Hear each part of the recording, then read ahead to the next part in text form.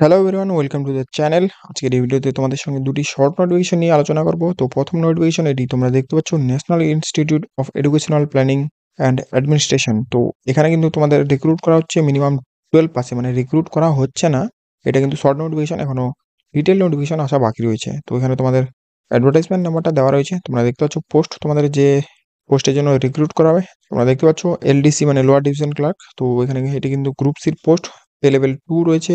আর 19,900 থেকে 63,200 পর্যন্ত কিন্তু তোমাদের পে রেঞ্জটা রয়েছে। নাম্বার অফ পোস্ট তোমরা দেখতে পাচ্ছ 10টি রয়েছে।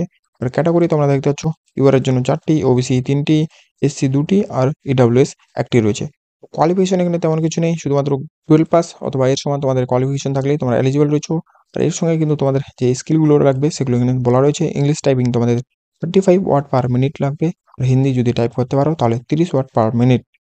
আর তোমাদের টোটাল টাইম যে রয়েছে 10 মিনিট দেওয়া হবে। আর তোমাদের 35 ওয়াট পার মিনিট বা 30 ওয়াট পার মিনিট এই অনুযায়ী তোমাদের যে এভারেজটা রয়েছে তোমরা দেখতে পাচ্ছ 10,500 কেডিপিএইচ থেকে 9,000 কেডিপিএইচ পর্যন্ত রয়েছে।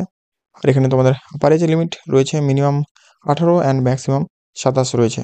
তো যাই হোক, এই হচ্ছে সমস্ত ডিটেলস। এটি নিয়ে বাকি পরের নোটিফিকেশনটি তোমরা যেটা দেখবে সেটা হচ্ছে বিএইচইএল মানে ভারত হেভি ইলেকট্রিক্যাল লিমিটেড। এই এন্টারপ্রাইজে তোমাদের রিক্রুট করা হচ্ছে। এটি কিন্তু অবশ্যই গভর্নমেন্ট অফ ইন্ডিয়া আন্ডারটেকিং, তোমরা দেখতে পাচ্ছ। তোমরা যারা যারা জানো না, গভর্নমেন্ট অফ ইন্ডিয়া আন্ডারটেকিং আর আর গভর্নমেন্ট জবসের মধ্যে তেমন কিছু একটা ফারাক হয় না, হয় কিছুটা হলে হয়, কিন্তু তেমন কিছু হয় না। তো এখানে পোস্ট তোমরা দেখতে পাচ্ছ ইঞ্জিনিয়ারিং ট্রেনি আর সুপারভাইজার ট্রেনি হিসেবে রিক্রুট করা হচ্ছে। এটি কিন্তু আবারও বলে দিই শর্ট নোটিফিকেশন, ডিটেল নোটিফিকেশন এখনো বেরোয়নি। এখানে তোমরা অফিসিয়াল ওয়েবসাইট দেখতে পাচ্ছ career.bhel.in, এই অফিসিয়াল ওয়েবসাইটে তোমরা দেখতে পারো রিক্রুটমেন্ট নোটিফিকেশনটা যদি চলে আসে তাহলে সেটা তোমরা অবশ্যই চেক করে নিতে পারো। তো এখানে পোস্ট তোমরা দেখতে পাচ্ছ ইঞ্জিনিয়ারিং ট্রেনি, তো এটা কিন্তু 2025 সিজন। অ্যান্ড ডিসিপ্লিন তোমরা দেখতে পাচ্ছ mechanical, electrical, civil, electronics, chemical, biology. তো টোটাল এখানে ইউআর এর জন্য 60টি অ্যান্ড ইডাব্লিউএস এর 15টি, ওবিসি 41টি অ্যান্ড এসসি 23টি অ্যান্ড এসটি 11টি। টোটাল এখানে 150টি পোস্ট রয়েছে। তোমরা পিডাব্লিউ ক্যান্ডিডেট যাদের রয়েছে তাদের জন্য এখানে টোটাল 7টি ভ্যাকেন্সি রয়েছে। তো এটা কিন্তু অবশ্যই তোমাদের যে ব্যাচেলার ডিগ্রি রয়েছে, full time bachelor degree in engineering আর টেকনোলজি, সেই সমস্ত ক্যান্ডিডেটদের জন্য।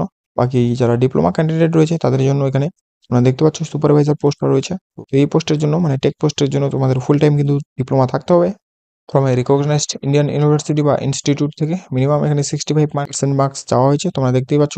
আর যারা এসসি এসটি রয়েছে তাদের ক্ষেত্রে এখানে 60% রয়েছে। আর ভ্যাকেন্সি যেটা রয়েছে তোমরা দেখতে পাচ্ছ মেকানিক্যাল, ইলেকট্রিক্যাল, সিভিল আর ইলেকট্রনিক্স, এই কয়েকটি ট্রেডেই কিন্তু তোমাদের ভ্যাকেন্সি রয়েছে। ইউআর এর টোটাল দেখতে পাচ্ছ 111টি, ইডাব্লিউএস এর জন্য 23টি, ওবিসি যারা রয়েছে তাদের জন্য 60টি রয়েছে অ্যান্ড এসসিদের 39টি আর এসটিদের 17টি টোটাল ভ্যাকেন্সি। এর ক্ষেত্রেও তোমাদের যে টোটাল ভ্যাকেন্সি বেরোচ্ছে সেটা 250টি রয়েছে। পিডাব্লিউ ক্যান্ডিডেট যারা রয়েছে তাদের ক্ষেত্রে এখানে 10টি রিজার্ভ রয়েছে। তো এখানে তোমাদের ওপেনিং যে ডেটটা রয়েছে 1 ফেব্রুয়ারি থেকে চালু হবে অ্যান্ড লাস্ট ডেট তোমাদের অনলাইন সাবমিশনের 28 ফেব্রুয়ারি রয়েছে। মানে টোটাল 1 মাস তোমরা সময় পেয়ে থাকবে। ডিটেল নোটিফিকেশনটি আসলে তোমাদের সঙ্গে আমি অবশ্যই আলোচনা করব। মানে অফিসিয়াল ওয়েবসাইটে তোমরা অবশ্যই ভিজিট করতে পারো রিক্রুটমেন্ট আপডেটসগুলো জানার জন্য।